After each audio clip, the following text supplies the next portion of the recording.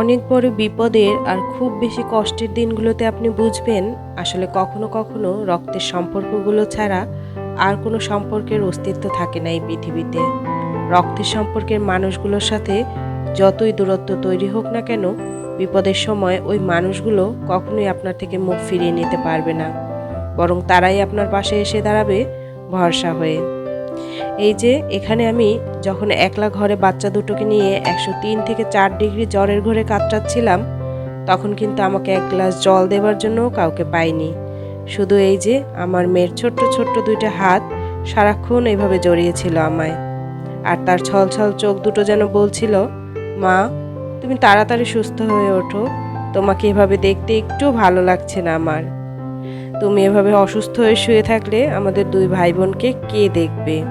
অথচ এই সময়টায় এত অসহায় মনে হচ্ছিল, তারপরও এই ছোট্ট হাত দুটোই যেন আধার ঘরের একদম ছোট প্রদীপের মতো আমার শেষ ভরসা হয়ে দাঁড়িয়েছিল।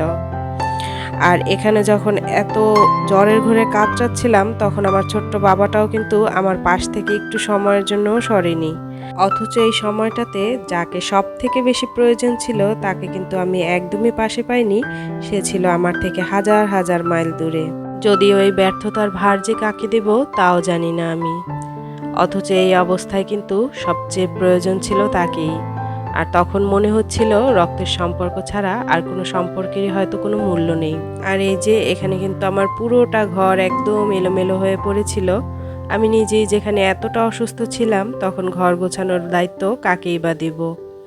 আর তারপর কিন্তু এমন অবস্থার কথা শুনে আমার যে ছোট্ট ভাইটা, যে কিনা আমার থেকেও 5-6 বছরের ছোট, সে কিন্তু বাসায় এসে আমাকে এমন অবস্থায় দেখে আমাকে ফেলে একদমই চলে যেতে পারেনি, বরং বলছিল এবং জিদ করছিল যে তোমাকে এভাবে রেখে আমি একদমই যাব না, তুমি বাসায় চলো, ওখানে মা আছে, আমার বউ আছে, তারা তোমাকে দেখে রাখবে। তো তারপর কিন্তু ও জেদ করে একদম বসেছিল যে আমাকে না নিয়ে যাবেই না। তারপর এক সময় ওর জেদের কাছে হার মেনে আমাকে যেতেই হলো ওর সাথে। আর ভাবছিলাম যে আমার ছোট্ট ভাইটা, যাকে কিনা এক সময় কোলে পিঠে করে মানুষ করেছি, সে আজকে কত বড় হয়ে গেছে, কতটা দায়িত্বশীল হয়ে গেছে। আর আমি এটাও ভাবছিলাম যে বাসায় একা বাচ্চা দুটোকে নিয়ে কী বা করব, যেহেতু পরিস্থিতি কিন্তু পরে দেখেছিলাম আরও খারাপ হয়েছে আমার শরীরের। তো তারপর কিন্তু ওর সাথে আমি আমার বাবার বাড়িতে চলে এসেছিলাম। আর এখানে কিন্তু মা আমাকে এত জ্বর দেখে মা খুব ঘাবড়ে গিয়েছিল। আমার মা কিন্তু কখনোই আমার এত জ্বর দেখেনি, আর আমার জীবনে এতটা জ্বর আমার কখনোই হয়নি।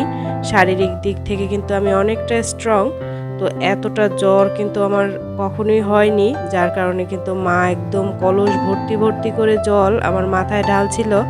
আর এটাও কিন্তু এই অবস্থায় আমার মেয়ে ক্যামেরাবন্দি করে নিয়েছিল। তো এই জন্যই আর কি আপনাদের সাথেও শেয়ার করতে পারলাম।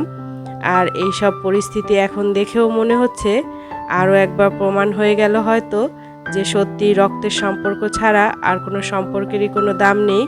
আমার মা, আমার ভাই, আমার ছোট বাচ্চা দুটো, যাদের মধ্যে আমার রক্তই প্রবাহিত হচ্ছে, তারাই সব থেকে আমার আপনজন। বিপদের সময়, আমার কষ্টের দিনগুলোতে তারাই কিন্তু আমার পাশে ভরসা হয়েছিল। আর যেহেতু এটা ভাইরাস জ্বর ছিল, আমি একটু সুস্থ হতে না হতেই আমার মা আর আমার ছোট ছেলেও কিন্তু জ্বরে আক্রান্ত হয়ে পড়েছিল। তো এমন জ্বর আর যেন কারো পরিবারে না হয়। সবাই ভালো থাকুন, সুস্থ থাকুন।